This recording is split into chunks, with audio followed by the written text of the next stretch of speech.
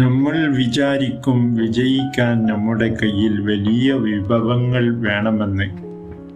എന്നാൽ യഥാർത്ഥ വിജയം നമ്മുടെ മനോഭാവത്തിലാണ് എന്ന് പറഞ്ഞാൽ നിങ്ങൾക്ക് വിശ്വാസമാകുമോ?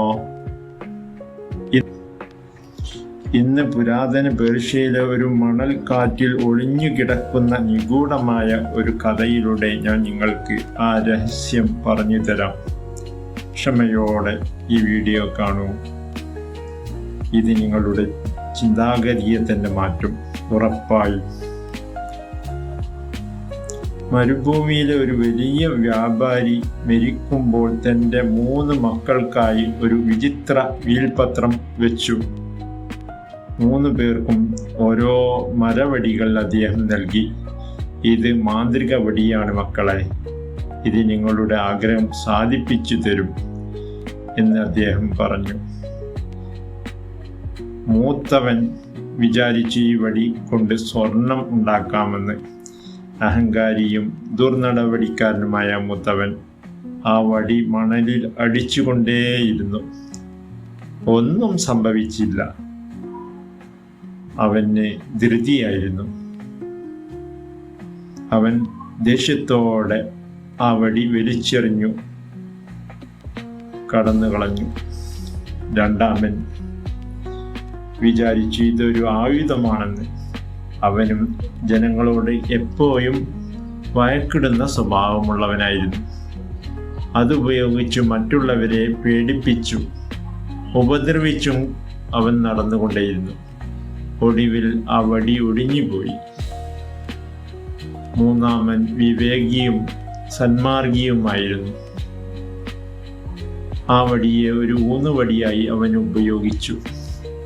മരുഭൂമിയിലെ കഠിനമായ യാത്രയിൽ ആ വടി അവന് താങ്ങായി നിന്നു. ദാഹിച്ചു വലഞ്ഞപ്പോൾ ആ വടി കൊണ്ട് അവൻ മണലിൽ കുഴിച്ചു. അത്ഭുതമെന്ന് പറയട്ടെ, ആ വടിയുടെ അറ്റം ഒരു നീരുറവയിൽ ചെന്ന് മുട്ടി. സത്യത്തിൽ ആ വടി ഒരു മാന്ത്രിക വടിയായിരുന്നില്ല. ഉപയോഗിക്കുന്നവന്റെ ക്ഷമയും ബുദ്ധിയും സാമർഥ്യവും അതിനെ മാന്ത്രികമാക്കി മാറ്റിയത്. സുഹൃത്തുക്കളെ, ആ വടി നമ്മുടെ കഴിവുകളാണ്. അതിനെ ദുരുപയോഗം ചെയ്യരുത്. കയ്യിലുള്ള കഴിവിനെ അഹങ്കരിക്കാൻ ഉപയോഗിച്ച് രണ്ടാമത്തെ സഹോദരനെ പോലെ ദുരുപയോഗം ചെയ്യരുത്. അത് ഒടിഞ്ഞു പോകും. അങ്ങനെയാണ് അവൻ്റെ ഭാഗ്യം അവിടെ നഷ്ടപ്പെട്ടു. ക്ഷമയില്ലായ്മയും പാടില്ല. പെട്ടെന്ന് ഫലം ആഗ്രഹിച്ച് ഒന്നും ലഭിക്കില്ല.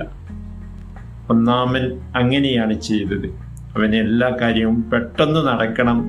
വടി കൊണ്ട് സ്വർണം നിർമ്മിക്കണം. അവസാനം അവൻ്റെ വടി തന്നെ അവന് ഉപേക്ഷിച്ചു പോവേണ്ടി വന്നു. യഥാർത്ഥത്തിൽ മാന്ത്രികത നിങ്ങളുടെ കയ്യിലുള്ള ചെറിയ വിഭവങ്ങൾ, റിസോഴ്സ് എങ്ങനെ ബുദ്ധിപൂർവം ഉപയോഗിക്കാം എന്നുള്ളതിലാണ് നമ്മുടെ മാന്ത്രികതയും വിജയം ഇരിക്കുന്നത്. നിങ്ങളുടെ കയ്യിലുള്ള ആ മാന്ത്രിക വടി നിങ്ങൾ എങ്ങനെയാണ് ഉപയോഗിക്കുന്നത്? കമന്റ് ചെയ്യൂ. നിങ്ങളുടെ സബ്സ്ക്രൈബ് എന്നെ മോട്ടിവേറ്റ് ചെയ്യും.